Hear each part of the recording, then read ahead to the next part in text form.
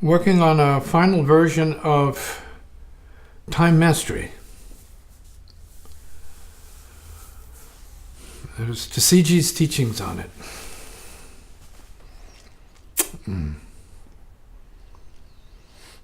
And the main difference between what is called astrology, traditionally, and what this is, in terms of time mastery, is position and location relative to what it is.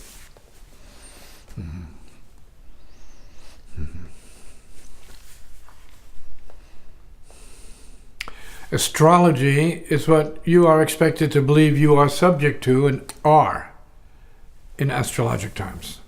That's who you are. You are this, you are that. That is what I call time slavery. Not good.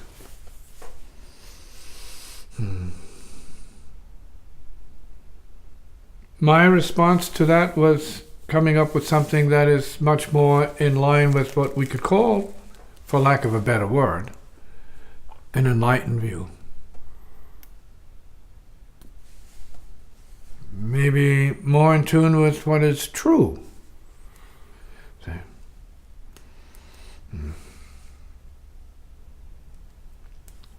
In other words, we are not time pattern phenomena. We are not that. We are subject to it, but we are not that. You're not a sign. You're not a house. You're not a planet. You're not a victim of the time field. You're a co-operator. A cooperative with it. We are it. It is us. It is just one big mess of time-space energy. Cyclic phenomena and some profoundly, sometimes disturbing coincidences with what that shows up as. That is to say, your birth time and karma thereof.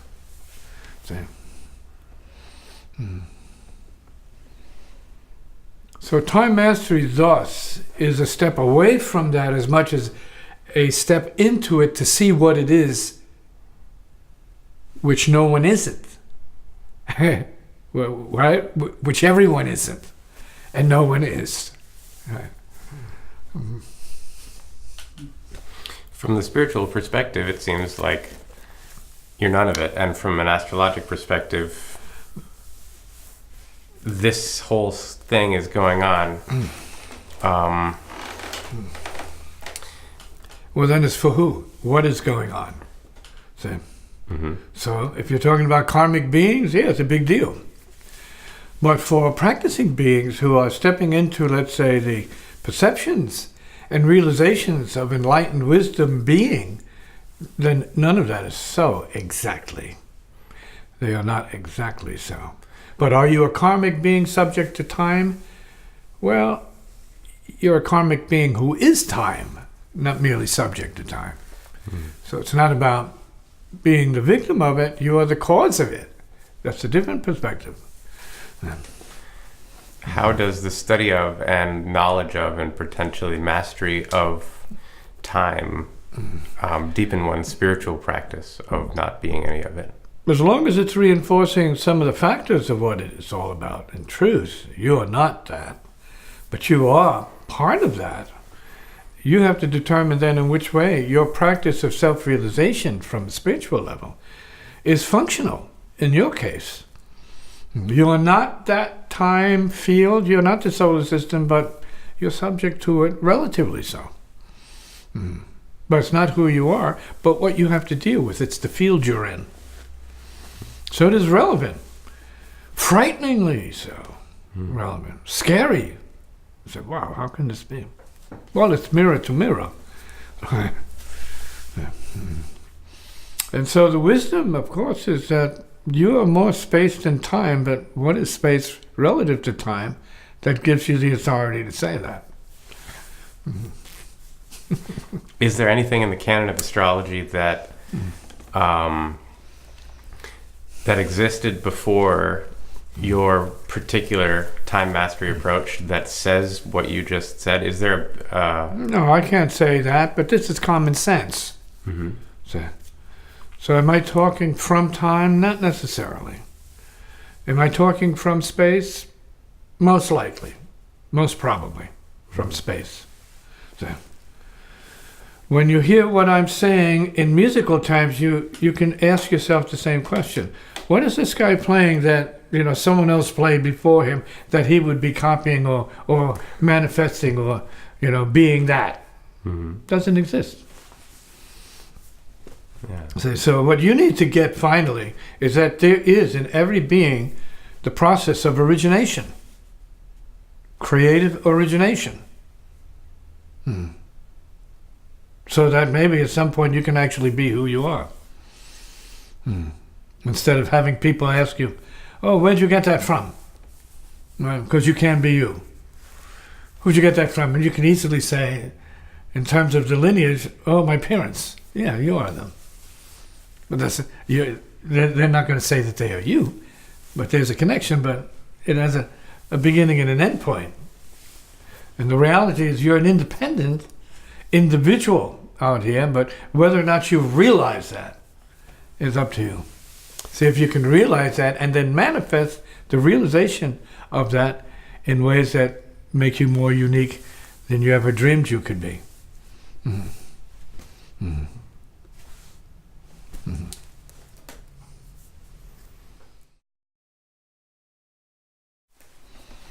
Mm.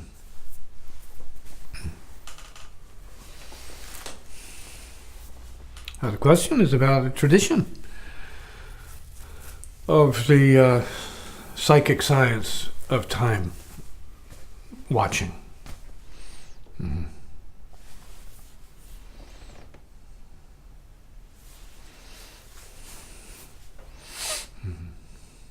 When I was a child, I was told I would be an astrologer by my elders.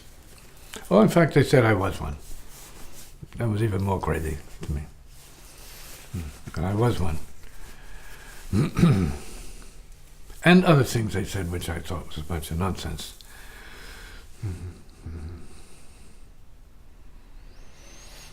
And so, over time, this idea of having a connection with the solar system and the machinery, the motion, the orbital resonance of this whole field we call the solar system.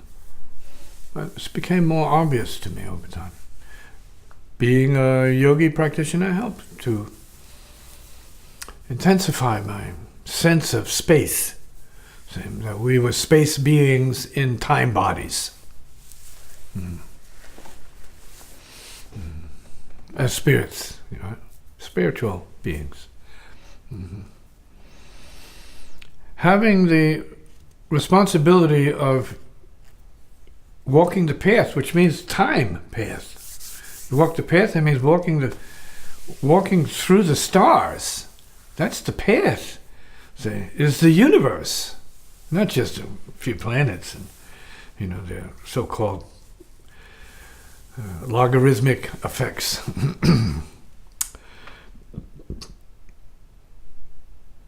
And eventually, I had enough bad karma, I have to use the word bad karma,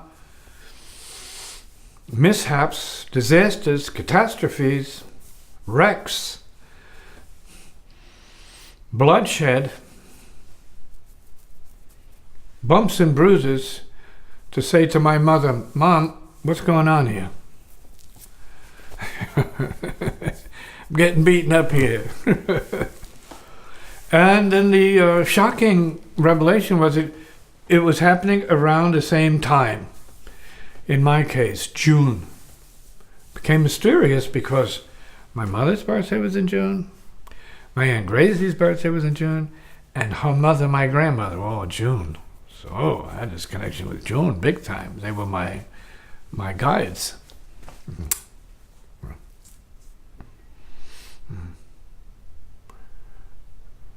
And then when astrology came up, And I started to look into it out of curiosity, but also because people asked me to be their astrologer. And I said, hey, wait a minute now. My aunt was talking about that, but that doesn't mean I have to do it. But I did it. I looked into it. And that's when the biggest shock came. When events to the degree, that is the day, were showing up as seemingly perfectly coordinated, and they're called transits.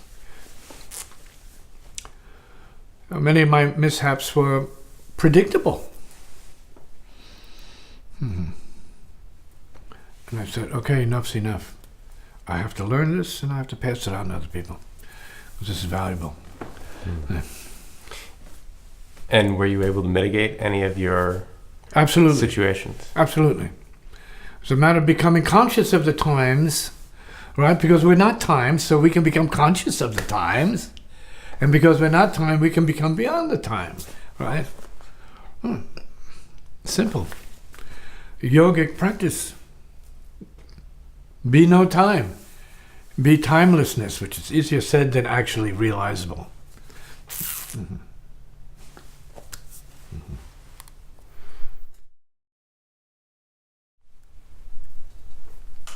Question. Is knowing about a situation an astrological pressure or stress? No, is that enough to change it, or is there more? No. Information is not enough. It never has been. It never will be. It's what you do with it.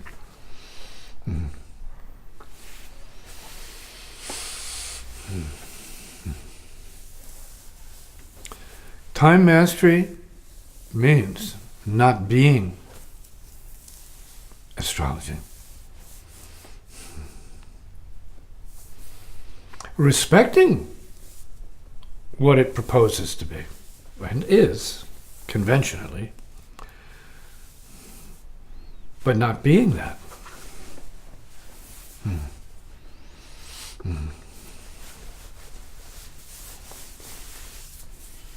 Considering the concept of time,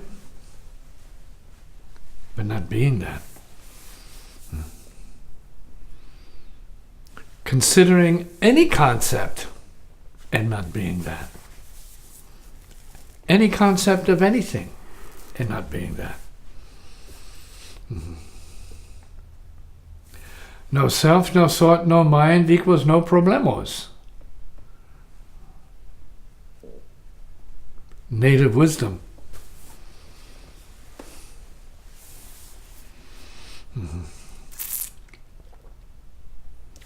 On the other side of that, we are time machines. The body is a time machine. We have to work with the time machine, but not as the time machine, exactly, but as no time machine, precisely.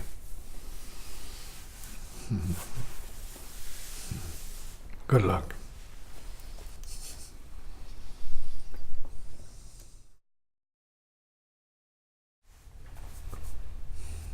Question. Is time mastery, as you just described it, a specifically spiritual endeavor, or is it a separate path and a separate study? Well, it is a separate path, but it's also a spiritual endeavor. There's no question about that. If you enter certain stages of meditation and realization, space realization, there's no time. Theoretically, that realization of no time, for real, we're not just saying considering the idea of it, but the realization of no time. And what the full implications of that is, the catastrophic implications of that is. And you get a little bit closer to what we might call spiritual practice in the progression of entering realization of emptiness. No time, no space, no energy, no matter, no anything. That's enlightenment training. So enlightenment training, in effect, equals time mastery without the time mastery relationship to astrology. And the language and the philosophy and the science of it, the mechanics of it. So there's no solar system. In other words, you are free without the solar system, in the midst of the solar system, once you enter a certain state of practice. There's nothing. There's no body, there's no solar system. There's no time, there's no space, there's no mind. So where are you? What is there? Everything else you have to mock up. You have to act like you're human. You have to act like you're in time. You have to act like you can do things. And so you have to recreate that and then let it go. So it's a matter of assuming and releasing what it is. So that is a technique. That is a spiritual practice. It's consistent. Yeah. No doubt. And it's also time mastery in the process, which is the mastery of karma. Time as conditions relative to time, space, energy, and matter, universal conditions. We are in the midst of that, but we are not that. We are infinitely less and infinitely more than that.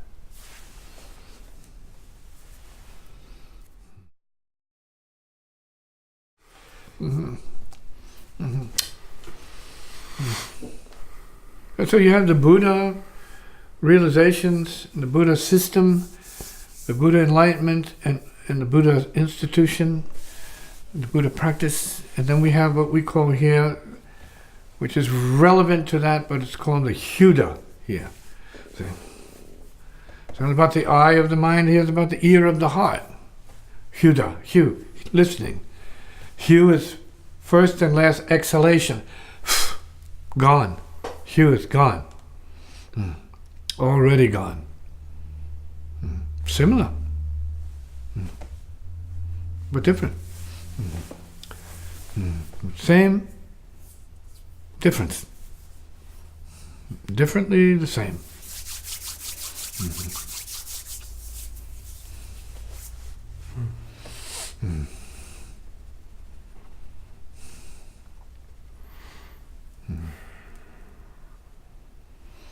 Is this the beginning of a lineage, or is this a continuation of anything? Well, it's related to all the lineages. Right. Remember, I came from African music lineage. This is a continuation of that. I mean, it's a drum lineage. My father was a drummer, and he was into African music, and that's the culture, that's a thread. What drumming system, regardless of the nation, doesn't connect with all of them? One heart, one drummer, one God, maybe one guru, with many bodies and many faces. Maybe. So this may be, for some people, the beginning of a tradition, because books are written here that you can't find in any other tradition exactly. Nor should you, because you have an individual who has been burned by the spiritual fire, and it does its own thing. It has its own way. It has nothing to do with self. The self is burnt out completely. That's the fire of the heart is liberated to do and say and play what it does or needs.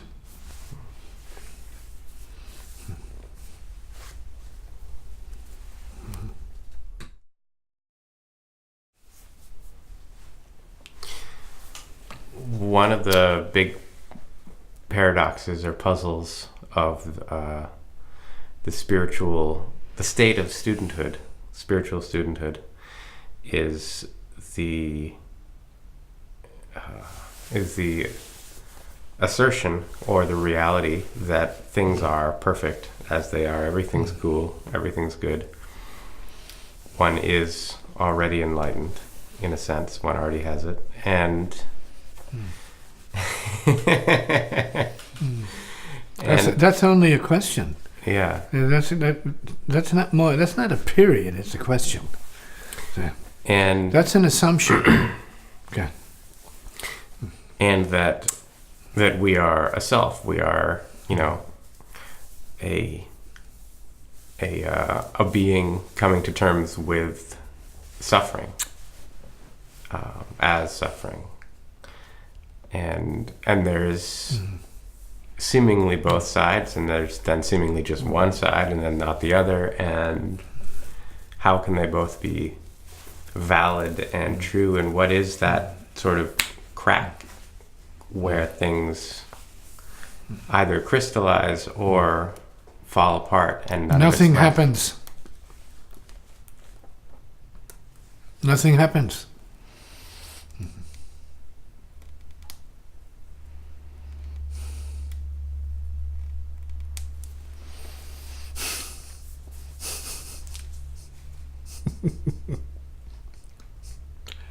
Nothing happens.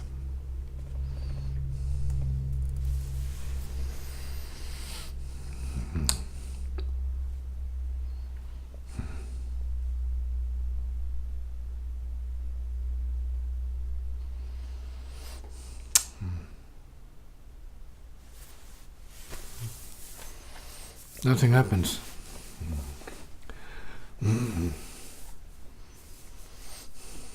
So in the storm of your self-thinking mind, try to remember, nothing happens. So you go from all of this to,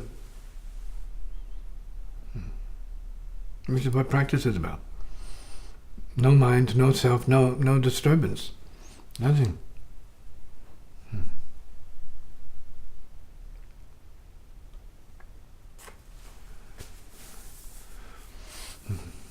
No question. That's the paradox. How can there be when there isn't?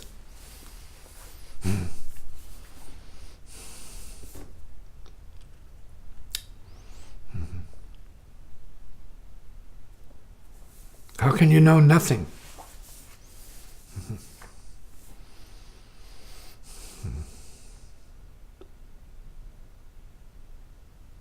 How can nothing know itself?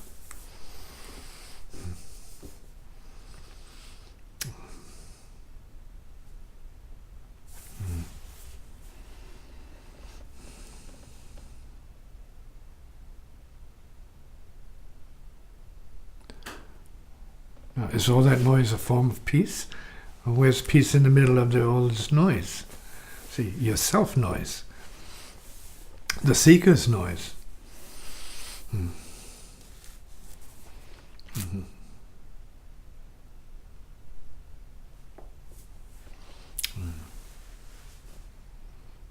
Nothing happens. So you better, in the midst of that storm of noise, self-noise, or you better in the center of nothing happens.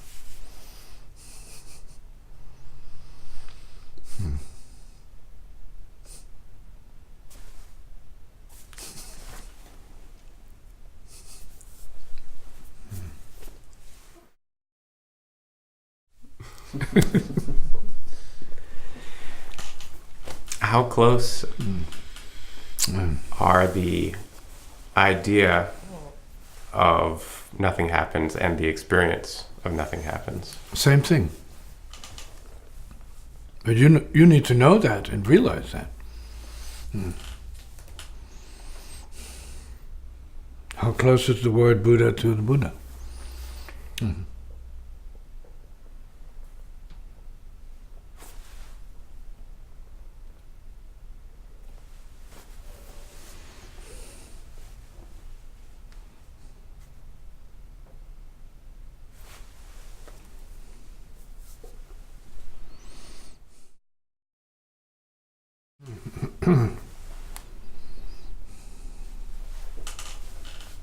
You have to stop fearing your own peacefulness.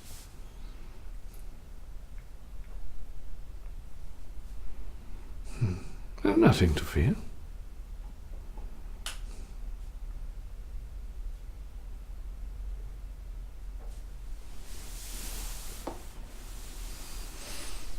Nothing happens. Nothing to suffer. No question, no answer. No one asking. No one answering. Imagine. Wonder. Know. See, hear, feel. Be, realize. Nothing.